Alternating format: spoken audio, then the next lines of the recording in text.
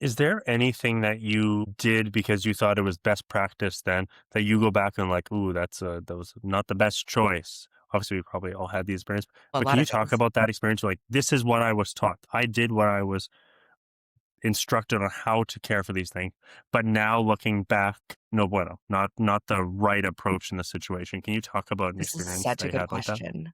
Because if I really thought about it, I could probably think of a few things. First thing that pops in my head is I was kind of, or no, okay. I was conditioned by that really bad executive director I kind of mentioned earlier to hide from the families and to fear them because they could sue us. So I literally was like taught to not Boy. talk to families and to be scared of them. So I had to learn not to.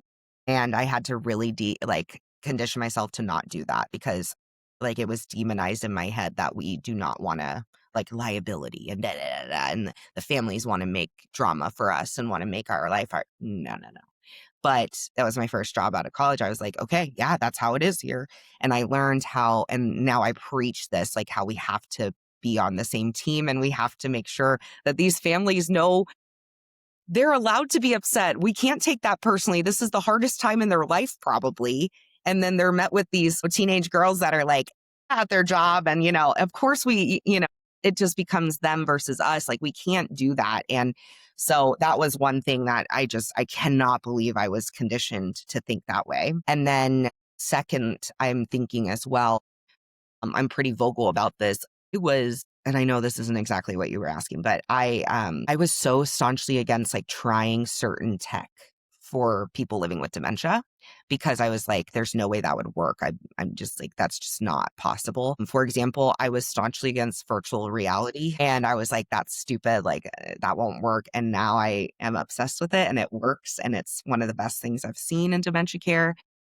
So, but I went years saying like that won't work without any evidence, but just being told by people above me that doesn't work. And so yeah, to learn.